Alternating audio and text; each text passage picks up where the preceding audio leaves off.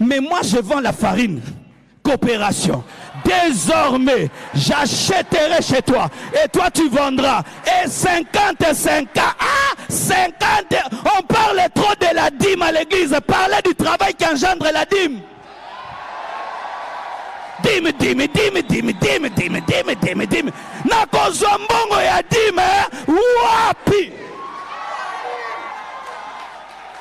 En français, tout le temps, la dîme. Où aurais-je l'argent pour payer cette dîme? Si je ne travaille pas. La dîme, c'est le 1/10 de ton salaire. Je n'ai pas de salaire. C'est le 1/10 de ton bénéfice. Je ne connais même pas c'est quoi un bénéfice. C'est qui ne donne pas la dîme. Vous êtes pauvre. J'ai l'intention, mais je n'ai pas la possibilité. 10 ans, tu m'enseignes la dîme, mais tu ne m'as jamais enseigné le travail. Je me répands. Moi-même, je me répands. Que Dieu me pardonne et pardonnez-moi. Je profite de la vie que Dieu me donne pour changer la manière de prêcher. On ne peut pas être dans un pays comme celui-ci et prêcher comme si on est dans un autre pays là qui a tout. D'ailleurs, là où il y a tout, l'évangile est équilibré. Ici, c'est déséquilibré alors qu'il n'y a rien. Regardez plein de gens comme on est là. Combien de voitures dehors? Et pas seulement ça, son influence sur le pays. Un jour au Nigeria, on ne paye pas l'impôt. On appelle Adeboyi. On lui dit, parle au peuple qui paye l'impôt. Les gens ont payé l'impôt parce que le pasteur a dit de payer l'impôt. Il va en Angleterre, il dit, j'aimerais vous révéler le niveau de l'impact que j'ai. Il dit, je ne peux pas rouler avec une voiture normale, sinon ce sera grave. Je roule en Honda Civic pour être discret. Mais si je demande une paire de chaussures noires, numéro je ne sais pas 43 ou 44, parce que j'en ai besoin, elle va disparaître au Nigeria. Vous imaginez le niveau d'influence d'un pasteur. Mais vous pensez que ce n'est pas à cause de la prédication, de l'enseignement, à cause des fils qu'il a engendrés. À cause des fils qu'il a engendrés. À cause des fils qu'il a engendrés. Jésus avait un fils appelé Joseph d'Arimathée qui a réclamé son corps. On lui a donné son corps et on l'a enterré avec honneur. C'était un fils, mais qui était élevé. Nous devons aussi engendrer des Joseph d'Arimathée. Mais dans les églises, nous les mettons mal à l'aise. Mal à l'aise. Un complexe d'infériorité. Alléluia. Je nous pose une question. Si un jour, l'une des grandes stars de la musique de ce pays se convertit, elle vient prier dans nos églises, elle va s'asseoir où? Là-bas, où? Oh, dit, ici c'est le brisement. Ah, là-bas, côté des toilettes, dit, c'est ce que vous allez lui faire. S'il s'assied devant lui, qui est-il? Est-ce qu'il y a un homme de Dieu pour s'asseoir devant? Dans l'église, la chair est entrée. Ils viennent, ils rentrent dans le monde parce qu'on ne s'est pas préparé à engendrer d'autres personnes. C'est-à-dire que nous ne sommes pas programmés à convertir des grands. Il y a une dame, elle est très élevée. Des fois, elle vient à l'église ici. Les frères viennent danser jusqu'ici, devant elle ici. Alléluia. Je vous dis, elle est parmi vraiment, elle est humble. Elle vient à l'église, elle s'assied ici. Les frères, quand ils viennent danser, ils la connaissent parce qu'au Congo, tout le monde connaît tout le monde. Ah, l'onga dit, sambela, kemonaya, oui. Maye le tobuzoba. Si on l'enlève là, on la met derrière le pasteur là-bas, est-ce qu'elle est diacre? Est-ce qu'elle est responsable de ceci? Elle n'est pas diacre ni responsable de cela. Mais en cas de problème,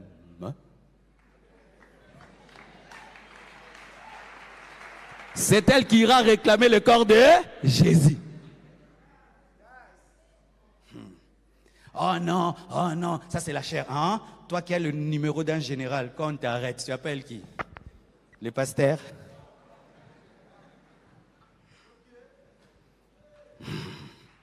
Arrêtons l'hypocrisie. Si on ferme l'église ici maintenant, après le culte, on va appeler qui? Après avoir prié, on va appeler qui? On va t'appeler l'intercesseur, toi. On ira appeler qui? Celui qui influence aussi les décisions. Mais on n'engendre pas ces gens-là à l'église. Il n'y a pas un enseignement pour eux. Il n'y a pas un message pour eux. Il n'y a pas une formation pour eux. Il n'y a pas une préparation pour eux. Mais nous voulons les avoir. Mais comment? C'est la sémence qui détermine la récolte. Si on ne sème pas un message qui engendre des leaders, il n'y aura pas de leaders à l'église. Je termine en nous disant ceci. Il y a des prières qu'on faisait dans ce pays, que Dieu a déjà exaucées. On priait que Dieu élève les chrétiens. Dieu a élevé des chrétiens aujourd'hui. Il y a des pasteurs ministres aujourd'hui. Il y a des pasteurs qui sont des généraux. Il y a des hommes de Dieu autour du président. Aujourd'hui, les chrétiens sont pleins autour du président. Il y a des hommes de Dieu qui dirigent le Parlement et des hommes de Dieu qui sont au Sénat. Nous sommes maintenant partout. Mais la question que Dieu nous pose, la voici. Quand tu es Mardochée à côté d'Esther, que fait Esther? Quand tu es Mardochée à côté d'Esther, tu dois pousser Esther à travailler dans le plan de Dieu. Car si Esther ne sauve pas Israël par sa présence à côté du roi, Mardochée, tu es échoué. Homme de Dieu, si nous sommes à côté de dirigeants, dans ce pays, pour nous enrichir, nous avons échoué. Homme de Dieu, si nous sommes à côté du président, dans ce pays, pour avoir des maisons et des voitures, c'est un échec. Homme de Dieu, si nous sommes à côté des dirigeants dans cette nation, pour devenir des vendeurs de coltan et des diamants, nous avons échoué. Mardochée était à côté d'Esther pour la garder dans la sainteté, dans la pureté, dans la foi et dans la mission que Dieu lui avait donnée. Sinon, c'est un échec. S'approcher du pouvoir sans l'influencer te change en sel sans saveur. Donne-moi l'amen. Et tous les chrétiens élevés dans le pays, Dieu vous demandera des comptes. Tous les chrétiens élevés dans ce pays, Dieu vous demandera des comptes. Écoutez la parole de Mardochée à Esther. Qui sait que ce n'est pas pour des temps comme ceci que tu es parvenu à la royauté? Qui sait que ce n'est pas pour des temps comme ceci que tu es parvenu à la royauté?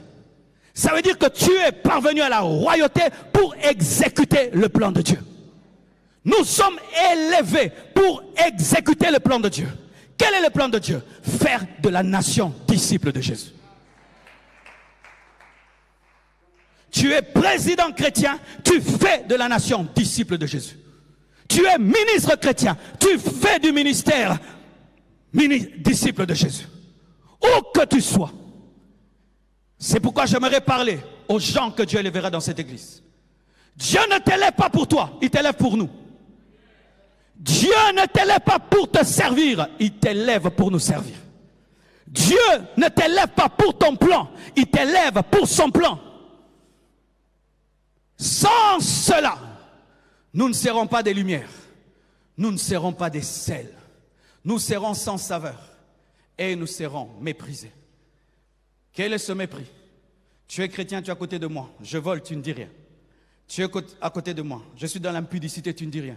Je prends des mauvaises décisions que tu ne dis rien, pourvu que je te donne de l'argent, pourvu que je te donne ceci, pourvu que je te donne cela. Dans mon cœur, tu perds ta valeur et ton respect.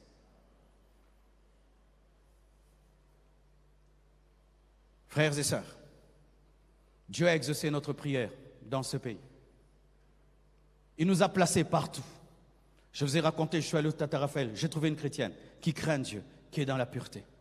Et si chacun de nous pouvait être là où il est, un Jésus. Jésus qui travaille à la douane ne vole pas. Jésus qui travaille à l'aéroport ne demande pas l'argent. Jésus qui est médecin ne fait pas des césariennes alors qu'il n'y a pas de césarienne. Jésus qui est professeur ne donne pas des points sexuellement transmissibles. Jésus qui est ministre n'engage pas ses frères qui sont incompétents parce qu'ils ont son sang. Jésus qui est président, il sert le peuple avant de se servir. Jésus qui est général ne tue pas des innocents parce qu'il a le pouvoir. Jésus qui est infirmier, il sert d'abord et il pense ensuite à son salaire. Si chacun de nous pouvait être un Jésus, sans négliger la dimension spirituelle. Le plus grand secret pour changer une nation, c'est d'engendrer des vrais chrétiens. Des vrais chrétiens qui demeurent chrétiens face à l'argent. Parce que ce qui tue notre nation, c'est la corruption. Qui ne signent pas des contrats en défaveur du pays. Qui restent intègres quel que soit l'argent. Qui restent intègres quelle que soit la tentation. Comme Joseph, comme Daniel, qui restent intègres. C'est pourquoi notre rôle, cher pasteur, arrêtons de prêcher des choses bonbons chocolat, convertissons les cœurs, transformons les gens par la parole et l'enseignement et l'œuvre du Saint-Esprit, engendrons des chrétiens délivrés de la cupidité, du vol, du tribalisme. Des chrétiens honnêtes, engendrons des chrétiens honnêtes. Dans les églises déjà, il y a des vols d'argent. Vous imaginez des vols d'argent. Des diacres qui volent même l'argent de l'église. Imaginez de telles choses. De la jalousie entre nous. Du tribalisme entre nous. Des préférences. Si nous n'arrivons pas à vaincre cela ici, nous ne saurons pas le vaincre dehors. C'est pourquoi nos enseignements doivent être des enseignements de qualité qui engendrent des vrais disciples de Jésus. Car ce sont les disciples de Jésus qui sont la solution de Dieu dans un pays. Que Dieu vous bénisse. Vous savez où et pourquoi? Nous nous croisons, eux viennent s'installer, nous quittons notre pays et nous vendons même ce que nous avons. Toute une famille perd sa parcelle parce qu'un enfant doit aller en Europe, même pas pour étudier, pour staffer.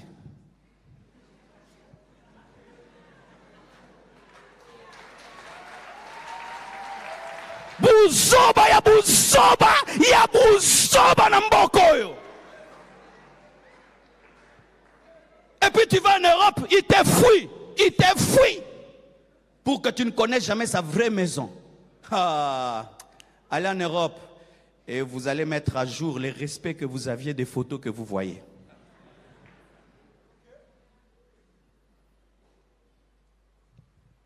L'armée, devenir un général d'armée. Le Syrien s'est converti. Dieu parle d'un Syrien qui était lépreux, mais qui a crié en Dieu parce que Dieu a un message pour les militaires.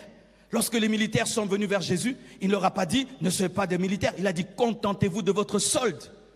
Hier, j'ai vu un frère de l'église, il avait toujours le rêve d'être un militaire. Il était à la sécurité de l'église.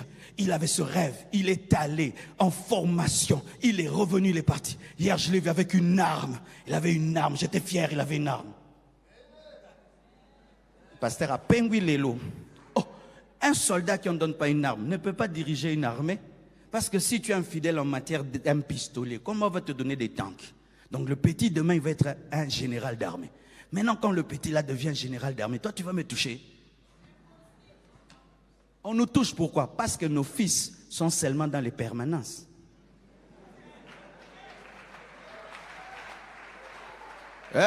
Excuse-moi de te choquer. Il y a un temps d'être dans la permanence. Il y a un temps pour être dans la chambre haute. Il y a un temps pour aller à la porte et déployer le potentiel. Et il y a un temps aussi de dire, je n'ai ni or ni argent, mais ce que j'ai, je te le donne. C'est dire quoi? Je déploie le potentiel que Dieu m'a donné. Devenez des colonels, devenez des majors, devenez des généraux. Il n'y a pas que l'appel à être pasteur. Pasteur! Tu ne pêches pas en devenant un militaire. Oh, là-bas, il y a le péché. Frère, même dans les choses des pasteurs, il y a les péchés.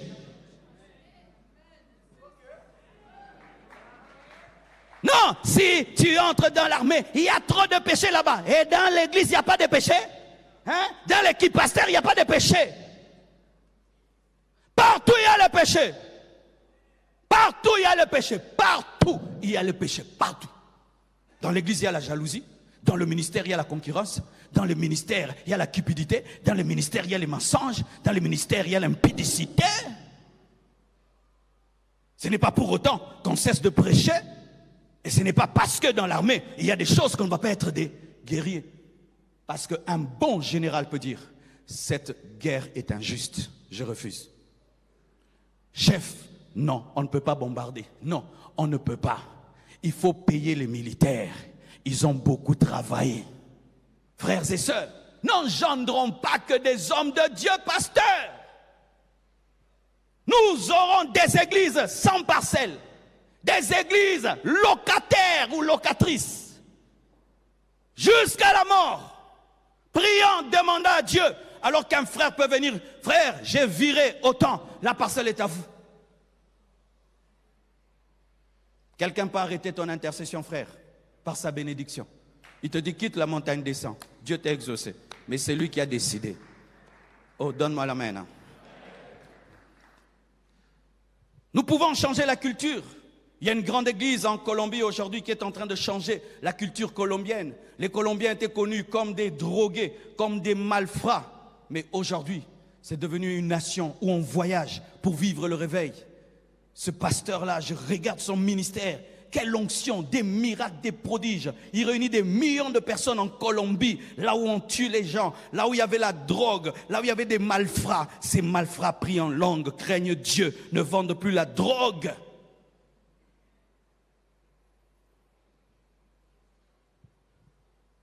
Pourquoi parlons-on du sel et de la lumière? J'aime ce détail dans la parole de Dieu. On dit, vous êtes la lumière du monde et le sel de la terre. Et le sel de la terre. On ne dit pas que nous sommes le sel de l'Église ou la lumière des chrétiens, des frères et sœurs.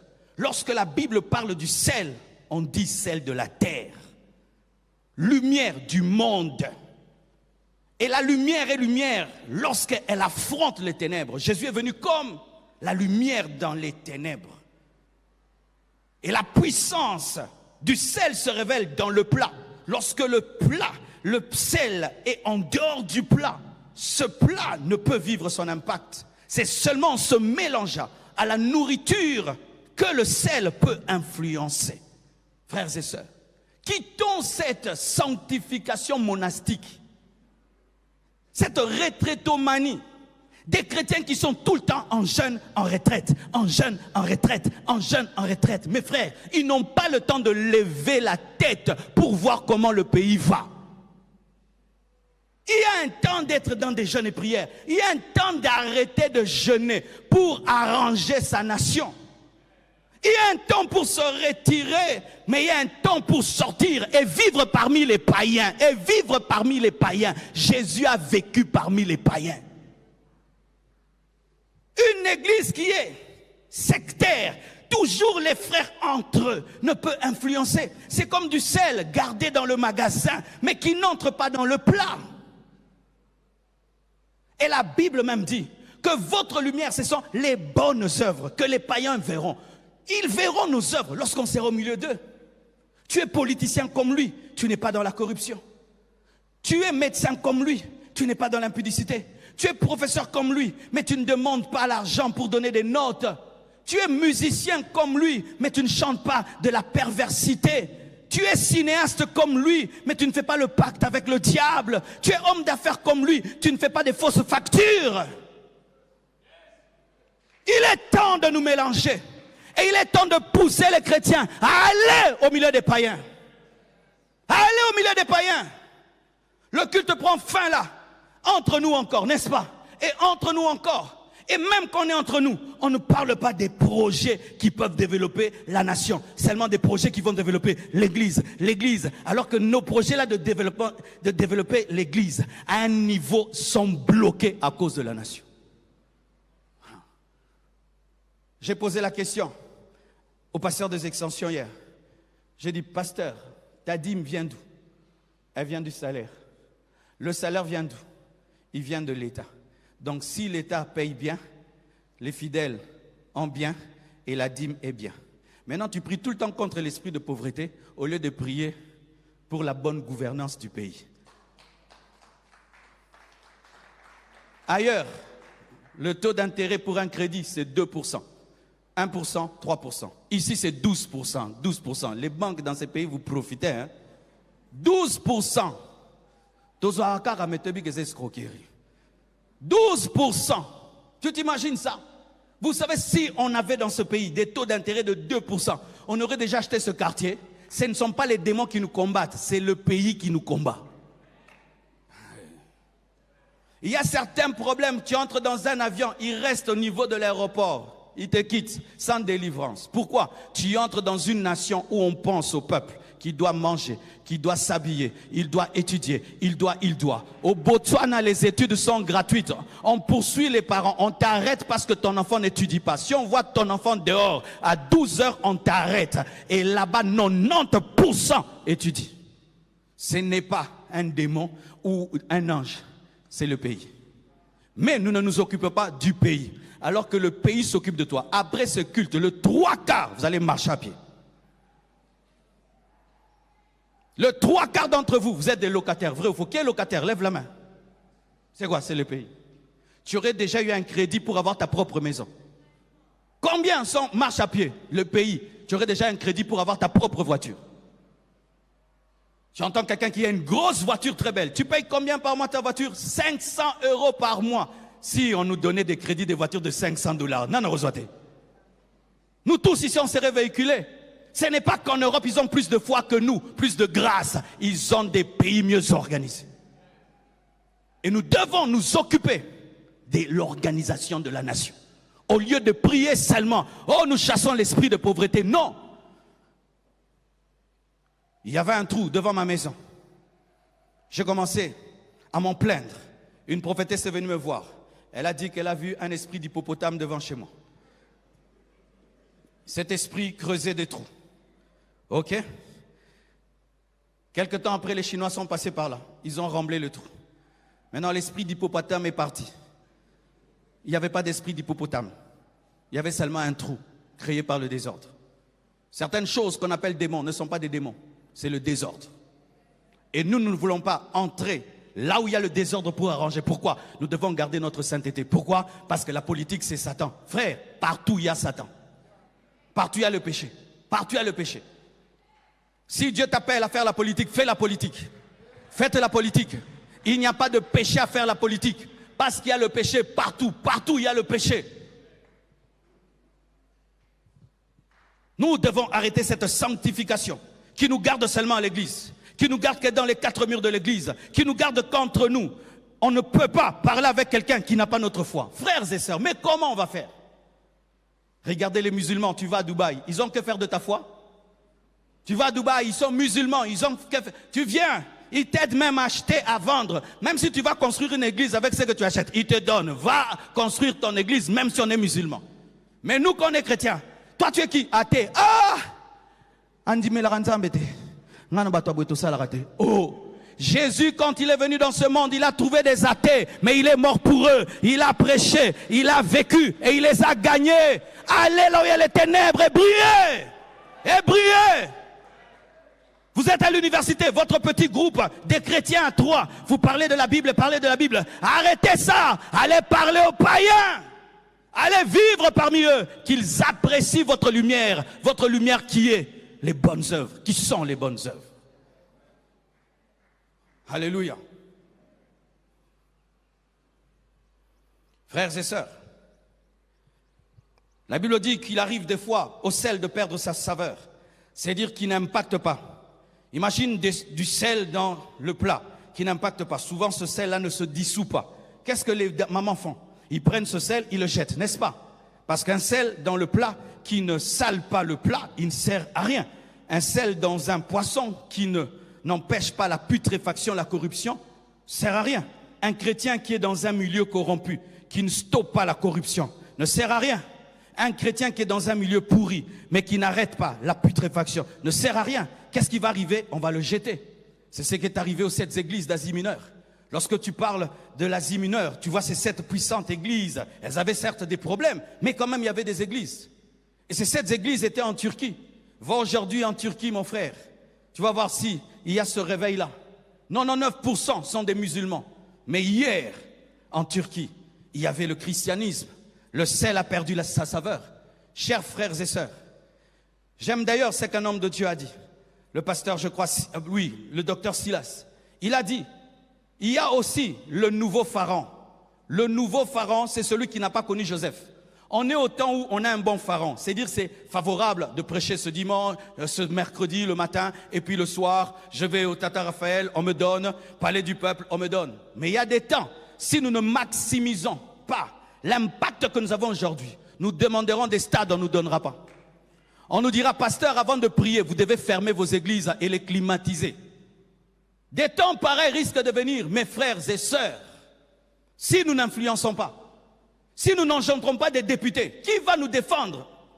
Si nous n'engendrons pas des sénateurs, qui va nous défendre? Tu vois, au laliponoté à ma balade. Tu vois, à l'église maintenant, pour que les gens soient éveillés, il faut parler du mariage, il faut parler du voyage, parce que c'est devenu la bouillie quotidienne de l'église. Alors qu'on doit prêcher autre chose, parce qu'il y a un danger devant nous. Un jour, un pharaon qui n'a pas connu Joseph va prendre le pouvoir.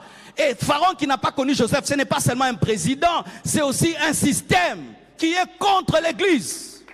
Maximisons maintenant, où nous avons la liberté de prêcher dans les bus, de prêcher dans les écoles, de prêcher partout sur Internet, mais prêchons un évangile holistique qui ne gagne pas des gens seulement pour devenir des pasteurs, mais aussi des dirigeants, des leaders, des juges. Oh, gloire à Dieu! Je bénis Dieu. Cette semaine, l'une de mes filles est devenue parmi les numéros 1 de quoi? On appelle ça quoi? De la cour d'appel du Congo, numéro 1 dans cette église. Il y a une maman, c'est elle le numéro 1. Oh, Pézanine.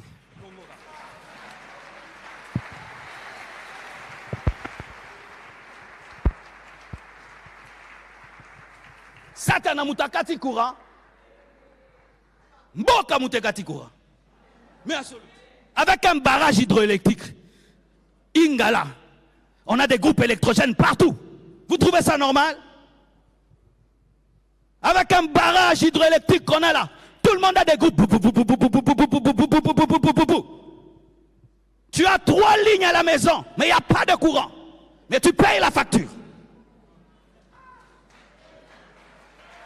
C'est normal ça. Avec toutes les eaux que nous avons, il n'y a pas d'eau dans les maisons. Pourquoi? Parce que toi tu négliges l'eau. Tu veux seulement aller au ciel. Mais il n'y a pas d'eau à la maison. Tu vas aller au ciel. Mais quand il n'y a pas d'eau, il y a des microbes, il y a la saleté. Ça tu t'en occupes pas. Parce que Jésus revient bientôt. Que Dieu soit loué pour ce signe électrique que j'ai eu, qui confirme la prédication. Mais oui, des pays qui n'ont même presque rien. Tu vas, tu rentres là, jamais une seule fois, il y a coupure d'électricité. On a un grand barrage comme ça. Mais vous étudiez l'électricité? Non.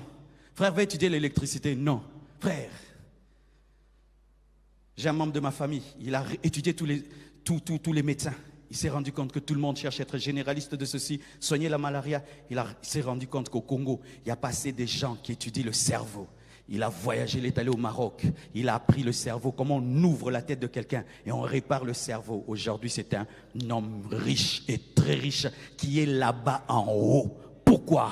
L'intelligence. Il est chrétien, mais il peut comprendre que Kotoyo, embouteillage est à Kotoyo, en français, Kotoyo.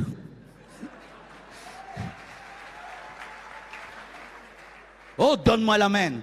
Que Dieu te donne l'intelligence financière, pas seulement l'intelligence de l'hébreu, du grec, de comprendre seulement la Bible, mais l'intelligence aussi de cette vie. Mais maintenant, il peut aider une église à ouvrir un hôpital. Et on en voit qui là-bas, des chrétiens qui allaient mourir, aller au ciel avant le temps, mais ils restent pour impacter le monde pendant 20 ans encore. Ah, Seigneur Jésus.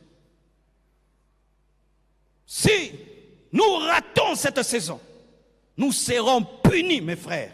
Nous serons punis. J'aimerais terminer. Et là, parler de manière prophétique. Mes frères, concrètement, qu'est-ce qu'il faut faire? Parce qu'on peut parler comme ça, théoriquement, des théories. Mais le sel n'est pas dans la théorie. Le sel entre dans le plat, même s'il est chaud, il commence à se répandre. Et quand tu manges, c'est bon. La lumière n'est pas dans la théorie, elle paraît dans les ténèbres et les éclairs. Ce qui tue une autre nation, c'est qu'on entende des choses comme ça. Et je ne suis pas le premier à les dire, mais on entend, c'est tout. On ne prend aucune décision. Tout d'abord, j'aimerais parler aux hommes de Dieu. Nous devons équilibrer nos messages. Nous devons faire le bilan de ce qu'on enseigne par année. J'ai enseigné de janvier en décembre, j'ai dit quoi? Et j'ai engendré qui en prêchant? Quelqu'un qui m'a suivi de janvier en décembre, il devient qui? Lorsqu'un enfant quitte les humanités, il va à l'université. Ce n'est pas par hasard qu'il devient médecin, économiste. Pourquoi? Il y a un programme qui est fait. Il y a un programme, le professeur dit, je veux avoir des avocats. Je vais les enseigner comme ça pendant 5 ans, ça va engendrer un avocat. Maintenant, quand nous prêchons, quel est le but que nous avons? Prêcher seulement, remplir l'église ou former un type d'homme? Ce n'est pas tout le monde qui vient à l'église qui a l'appel à être pasteur. Ce n'est pas tout le monde qui vient à l'église qui a l'appel, qui aime se marier. Vous savez, il y a des gens, les mariés, ça leur dit rien. Poto lingi, ça va tout payer ma balle trop. Ce n'est pas tout le monde qui vient à l'église qui a même le rêve d'être très riche. D'autres, ils se sont des scientifiques. Ils veulent inventer, ils veulent créer quelque chose. Alors ça fait que nos messages nourrissent certains, mais ne nourrissent pas d'autres. Mais comme ils ne prennent pas le micro pour nous dire nous ne sommes pas nourris, nous supposons que comme il y a beaucoup d'amen, tout le monde a dit amen, alors que certains ne disent pas amen, ils diront amen. Oh, donne-moi l'amen, hein? Nous devons équilibrer nos messages. Nous devons avoir des programmes aussi qui touchent le corps et qui touchent l'âme. On va faire une croisade d'évangélisation, on prie pour les malades, mais on va aussi dans les hôpitaux, on donne des médicaments. Alléluia. On va avec des médecins de l'église qui vont opérer gratuitement. N'est-ce pas que des païens quittent leur pays? Ils viennent au Congo opérer les gens gratuitement, mais ce sont des païens. Ils traitent les yeux, ils traitent les becs de lièvre, on les appelle médecins sans frontières et tout ça. Mais il est païen, mais sa médecine est une vocation, sa médecine est un ministère. Disons aux fidèles que le ministère, ce n'est pas seulement prêcher. Être avocat est un ministère, être médecin est un ministère, être politicien est un ministère, être footballeur est un ministère, être basketteur est un ministère. Être nounou, c'est un ministère. Imagine que la fille qui prend soin de mon enfant le fait tomber. Le fait seulement tomber. Vrai ou faux? Mais des nounous, hein, moi je suis, c'est mon nounou. Non, c'est une nounou qui a révélé le Dieu d'Élysée. Oh, général Naman. Ne brandissons pas à servir Dieu. Seulement, c'est le fait de prêcher ici. Un politicien chrétien est en mission au Parlement. Il est en mission dans le parti politique. C'est ça, c'est un ministère. Être un homme d'affaires, c'est un ministère. Il y a des frères qui, touchés par un excès de zèle, un jour sont venus me dire, pasteur, Dieu m'a dit de tout arrêter pour le servir. J'ai dit non. Moi, le pasteur, je lui ai dit, non frère, ça c'est Satan qui t'a parlé. Tu vas continuer à faire ce que tu fais et tu vas aussi servir Dieu. Parce que nous pensons que servir Dieu totalement, il faut qu'on arrête tout. J'ai tout arrêté en servant Dieu. Mes frères, ce n'est pas que je dois amener tout le monde à tout arrêter. Certains doivent tout arrêter, d'autres ils doivent tout continuer et d'autres doivent faire 2 choses à la fois. Amen. Hein? Amen.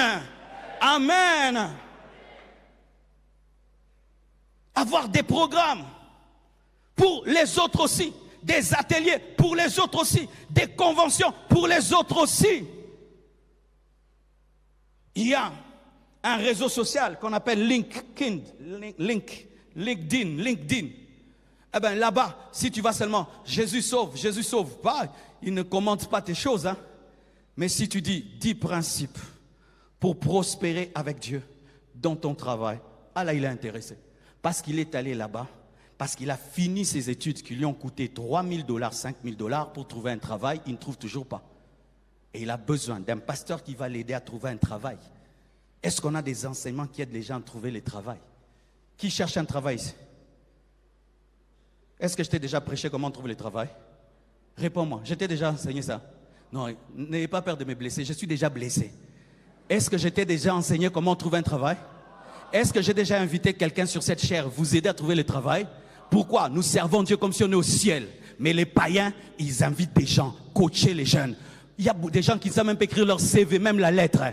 Le Seigneur m'a convaincu de travailler chez toi. Car si je travaille chez toi, ce sera comme Joseph qui entre dans la maison de Potiphar. Tu vas prospérer. Des gens qui ne savent pas écrire leur CV. Des gens qui ne savent pas comment on parle à un chef, qu'on parle à un patron. Comment on commence petit et on devient grand. Des gens qui peuvent accepter de commencer avec un petit salaire, mais il apprend le métier jusqu'à ce qu'un jour, il pourra commencer sa propre entreprise. Mais nous pensons que tout le monde va devenir prédicateur, enseignant, alors que la plupart n'ont pas cet appel.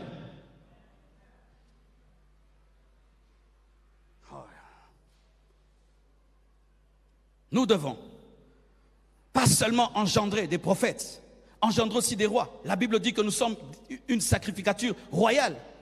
Mais si nous n'engendrons que des sacrificateurs, des hommes qui prient, des hommes qui jeûnent, des gens qui maîtrisent le grec, l'hébreu, mais d'un autre côté, nous n'engendrons pas des rois, des leaders, des chefs.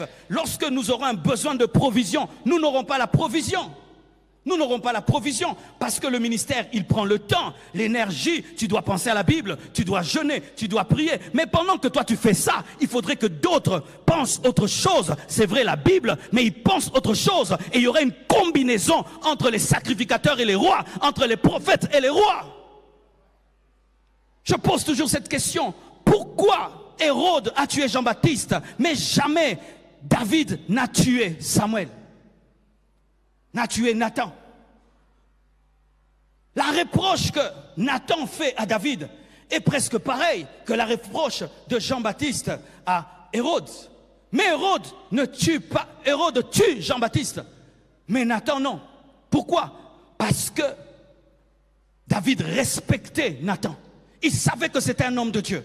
Il était le produit de ses conseils. Il était le produit de sa sagesse. Mais Hérode ne devait rien à Jean-Baptiste. Des fois, nous voulons que des fils du diable nous respectent, alors que nous ne sommes pas leur père. Nous laissons les francs-maçons engendrer des leaders, engendrer. Et tu viens dans son bureau. Moi, je suis pasteur. Moi, je suis devenu grand par ton pastorat. Quel conseil tu m'as donné? Qu'est-ce que tu as fait? J'étais dans ton église, j'avais 12 ans, 15 ans, 18 ans. Tu ne m'as rien dit sur ma destinée. Je vais là-bas, on me révèle qui je suis, je deviens grand. Et puis tu viens me rappeler, frère, c'est moi qui t'ai baptisé. Qu'est-ce que tu m'avais dit quand je venais t'écouter? C'est ainsi qu'on envoie des pasteurs en prison. Un chef d'État qui met un pasteur en prison. Vous pensez qu'on peut mettre facilement Oyedepo en prison?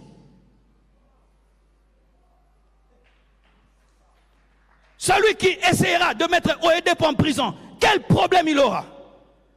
D'où vient sa force? La parole de Dieu, l'onction.